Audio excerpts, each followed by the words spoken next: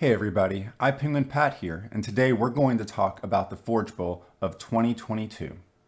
But before I get started, just a quick reminder, if you find this video to be helpful at all, please like and subscribe to the channel. With that said, let's get right into the Forge Bowl. If you've been around my channel at all, you know that this is one of my favorite events that comes around each year. The mechanic is really pretty straightforward, and it's kind of one of the old school mechanics where you have a set amount of currency, in this case footballs, and you spend it to select players, and you have a different percentage chance of daily special with each of the players, and you try to score touchdowns, which give you grand prizes. This is all pretty standard NO games, Forge of Empires stuff. Nothing crazy. We have the leagues and the league prizes. We have the daily specials, and we have the daily special switch, which, as you know, is one of my favorite things that was added last year, and it gives you extra chances to get those daily specials you really like. The one thing that really makes this event stand out from some of the other events that use this old school style of event minigame is the coaches. Each coach gives you a buff for the type of prizes that you get. And the reality is there's only one coach that you should ever use, and that is the ultimate coach. Now, with that said, keep in mind that the ultimate coach does cost diamonds. I believe it's 50 diamonds to use the ultimate coach, but the ultimate coach gives you the buff of each of the other coaches all in one single coach, and that makes it a no-brainer. Here in a little bit, I'll show you why it's such a good option to use the ultimate coach for this event. We also have a lovely Fiore Village, which is the grand prize, and we'll talk about that prize in a little bit. And finally, the one new thing that they added is the bowl prizes. This was a little bit confusing to me at first, but now it kind of makes sense. And basically what this is, or what you get with this bowl prizes, is that each time you get your standard grand prize, like you do every event, every time you are going through the prize pool and whatnot, the bowl prizes gives you a second prize, a second grand prize each time. And that is at the cost of 1,800 diamonds. We can look at that in a minute because generally that's probably not a good spend of diamonds, but there could be some cases. So we'll circle up on that. And then we've got a couple of new avatars, some animal avatars. Okay, so as we're going through the Forge Bowl 2022 wiki, we see a very standard quest line, very standard prizes and milestones for going through the quest lines. All right, let's go ahead and just take a look at the prizes for this event and see what we have in store for us. The first thing that we're going to look at is the new prize, the Fiore Village. And here at level 10, the Fiore Village, which is 24 squares in size, gives us up to 34% defense for attacking army. And we also get a nice little bonus of goods for our guild and for ourselves. One thing that is of specific note about this building is that it does not give forge points. And if you are the type of player that is forge point focused, that is something to be aware of. And it's not a fluke. That is the way that this building was designed. With that said, I don't really have a problem with that. There are plenty of other ways to get forge points in this game. So the attack per square is pretty solid. When we're looking at only 24 squares, and we're getting up to 34% defense for attacking army, that's a pretty respectable stat as far as I'm concerned, and the building itself does look really nice. So let's see what other prizes are potentially available for this event. Right now what we are looking at is the list of prizes that we saw on beta. And please keep in mind that without fail, at least one of these, if not more than one of these, is going to change from beta to live, almost definitely. So just know that you may not necessarily be able to bank on one specific item and know that you're definitely going to get it, but more likely than not, this list is going to be pretty close. We see here We've got the Winners Plaza selection kit that only came up once during the event, which does kind of scare me a little bit because that is, in my opinion, the best prize of the event, and I'll show you why here in a minute. We do still have our Sentinel Outpost level 1, and we also have the upgrades there. We've got the Olympic Treasury, and that actually came up twice, which is very nice. We have the Altar Garden selection kit, which is probably a little bit pricey for the amount that you get from it. But, you know, if you get it on the last day and you pick up a couple of those, that's better than some of the alternatives. We also have the Vineyard Fields selection kit. And for early age players, there could be some situations where that might be a good option, especially if you plan on camping. We'll talk about that in a minute. And then we also have the Colossus selection kit. And again, that's one of those items that is not necessarily one to target from the get-go, but if you've already picked up several in the antique dealer, or if you're only 1 or 2 upgrades away, sometimes it's nice to just go ahead and finish up these buildings. And of course, we have our standard list of Switch items. Anything that was a daily special is also available as a Switch item. If I haven't mentioned it already, then it's probably not worth targeting. You know, you might need a Rogue Hideout Shrink Kit or something like that, but generally you'll pick those up from your Himeji Castle anyway.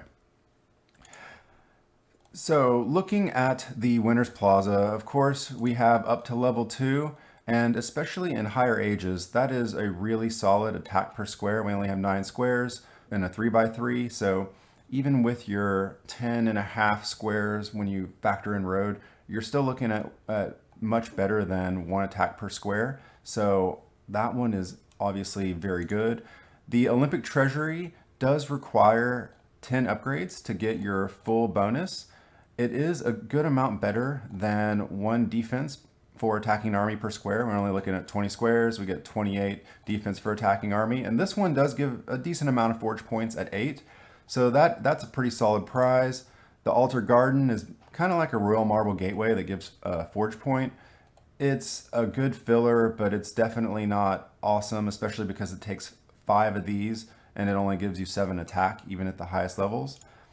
Now, the Terracotta Vineyard is an interesting piece to look at because there's several ways that you can go with this, especially as a developing player. Keep in mind that this does give up to 8 forge points if you have it fully upgraded to level 8, or you could go a different route and keep it down at level 1, but focus on getting Cypress Pass and Olive Groves to boost your attack.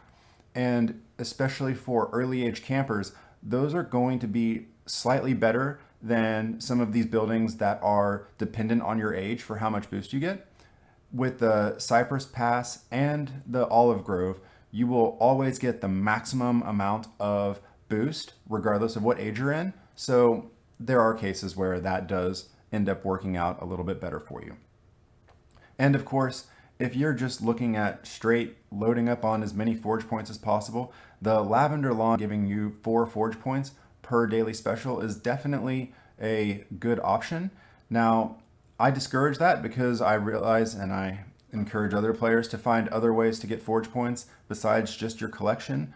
Battlegrounds, sniping, there are plenty of other ways to make forge points. So it's not necessarily the best use of your daily specials, but you know, there is certainly a case for it, especially if you are early on and you have not leveled your arc yet.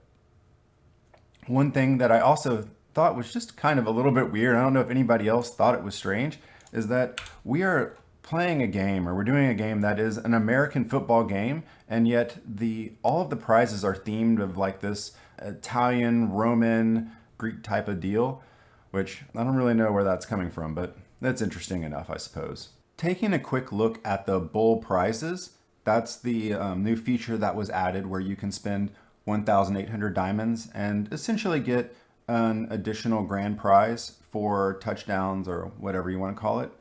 And 1,800 is a little bit steep. You're most likely only going to get down to about here, so maybe a Sentinel Outpost level 1. Now, if you do spend a few extra diamonds and get some extra footballs and you make it down to where you could get the Sentinel Outpost upgrade kit, then you might be able to start justifying going ahead and spending the 1800. At that point, you're looking at 900 diamonds for a daily special. And as far as events go, anything less than 1,000 diamonds per daily special, I consider to be a pretty good value as far as the game goes. It's that time again. It is time to consult the Spreadsheet of Madness. And this go round, we're going to be looking at a weighted attack per square instead of just a flat attack per square. In the past, I would just add attack for attacking army and defense for attacking army, and that would give me my total attack plus defense for attacking army, and then I would look at that. But I've come to realize and appreciate that defense for attacking army is not as good as attack for attacking army. And it's not just my opinion. That's actually reflected in the way that InnoGames balances their buildings. A good example is looking here at the Festive and Jolie Canal. And you can see here that the Festive one, which gives you defense for attacking army, does give you a little bit more straight percentage-wise, but when you include the weighting that I've included, then you see that they're actually equal, right? So even though you're getting 30% here and only 24% here because attack is a stronger stat, that makes that building equal. So that helps us to give a better comparison when we are trying to look at something like a Fiore Village or even like this Olympic Treasury versus Winners Plaza. We want to figure out what is going to benefit our city the most. So with that said, we can see that the Sentinel Outpost, as always, leads the pack on a per square basis. However, if we want to look at growing quickly and not just being a maximum efficiency on a per square basis, we want to look at the attack per item. And based off of that, our Winners Plaza is still really strong at 6.5 per item. Basically, that means that each daily special that you win, you're going to go up 6.5 attack, which is very good. Here, looking between the Olympic Treasury and the Fiore Village, it is a little bit disappointing to see that it's not that big of an improvement year over year. The Fiore Village is a bigger building, so you're naturally going to have a larger total number of percent, total increase. But on a per square basis, it's not really significantly better than the Olympic Treasury. And the Olympic Treasury has 8 forge points, so that feels like the Olympic Treasury is still the better building, even though the Fiore Village does give slightly better attack per square. Now, the Altar of Artemis is kind of an interesting thing. It's very low on the attack per item, but your attack per square is very solid. I recommend just looking for these in the antique dealer. If you're getting near the end of the event and the prize that you were targeting is already gone, then Altar of Artemis is certainly a reasonable choice to go for to spend the rest of your footballs, but I certainly would not go for it early in the event. And the same thing can be said about the Colossus. These can be picked up relatively cheap in the antique dealer, and if you just need 1 or 2 to finish out your level 10, go for it. That makes sense. But early in the event, you really want to be looking for these Winners Plazas, or you want to be looking for the Sentinel Outpost, or possibly the Olympic Treasuries. Now, the one caveat to that, or the one thing that is also worth looking at, is if you are camping early ages. Because if you're camping early ages, there might be one other option to look at. And that option is going with additional chain pieces to the terracotta vineyard. Now, I haven't done my homework on this yet, so you'll have to forgive me. But let's just say, hypothetically, we remove this terracotta vineyard level, whatever it is, it's fully upgraded, and we turn it to a level 1.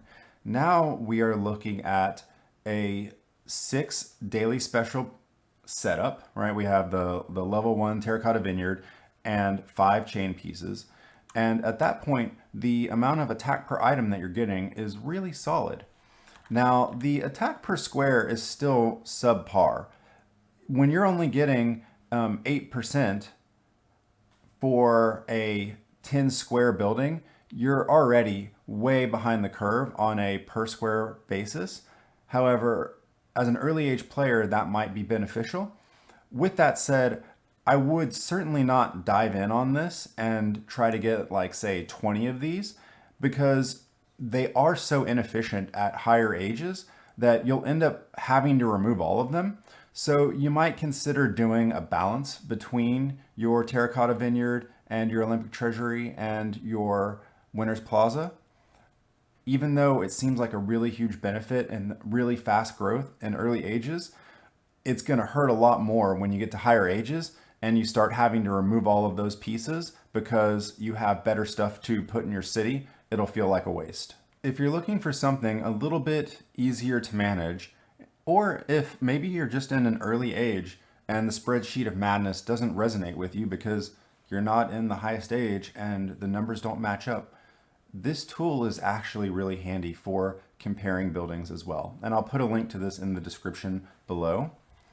The nice thing about this tool is that you can go into your Manage World settings and you can update to a different age, and the stats for the buildings will update to reflect what you're seeing in your given age. And again, this could be particularly handy if you're trying to decide between a Winners Plaza or a Cypress Pass. Which one are you going to go for in this event? Well, this gives you an idea of how the various buildings stack up compared to each other, and you can look specifically at your age rather than only being able to see what the Spreadsheet of Madness shows. Another little handy thing is that you can adjust the columns to show on a per square basis, which is kind of handy and nice to be able to see both the total amount and the per square amount, like so. Now that we've talked about all of the prizes that you can get from this event, let's circle back to the mechanics of this event and how to get the most prizes. Now, as we talked about before, this is one of those events where you spend your currency, in this case footballs, to progress down the field, gaining yards, and also get a % chance of getting the daily specials. And as we also talked about, the coaches are kind of a big factor. Getting that extra 1 yard per play from the progress coach helps to ensure that you will end up getting a fully upgraded Fiore Village. However, you don't want to miss out on the 5% extra chance of winning the daily special. In some cases, that's practically doubling the chance that you're going to get a daily special. So that makes spending the extra 150 diamonds on the Ultimate Coach a no-brainer. Even if you have to spend it for this coach on several days, 3 or 4 days, it's completely worth it because you can literally increase the amount of daily specials that you get from this event by double almost, maybe 10 extra. It is absolutely a no-brainer. If you are not paying to get the Ultimate Coach, you are totally missing out. Now, as far as selecting which players to go for, you want to go and check out the sortable cost ratios. For whatever reason, the 2022 is not populating currently.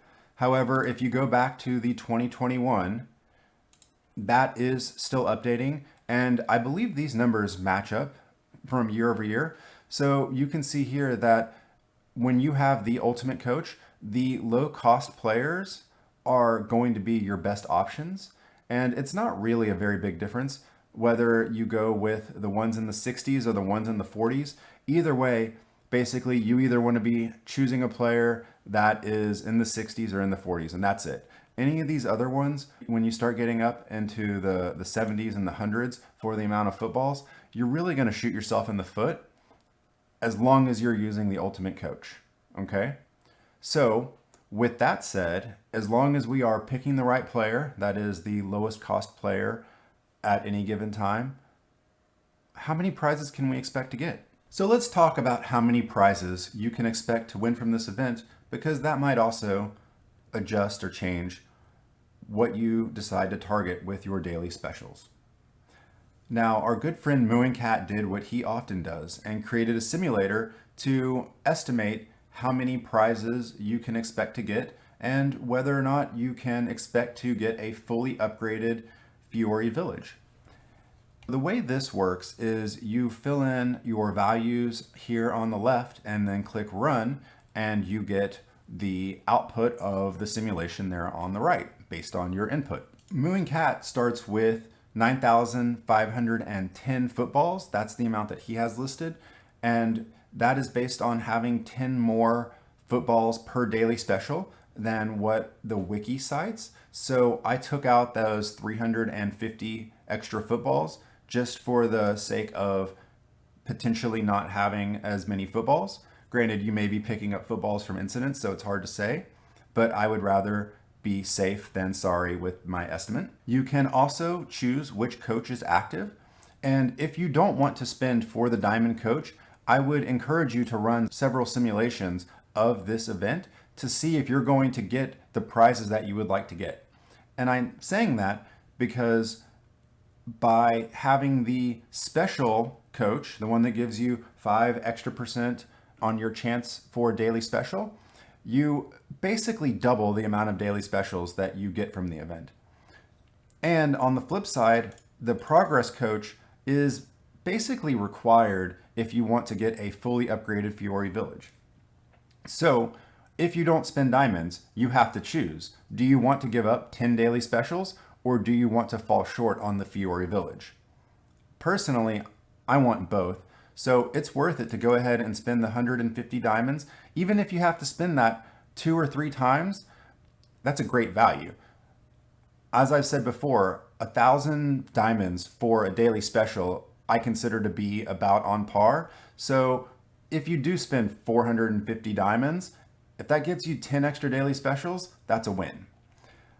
Continuing on, choosing whether you want to focus on the daily specials or the yardage. To me, it's obvious you want to go for the daily specials.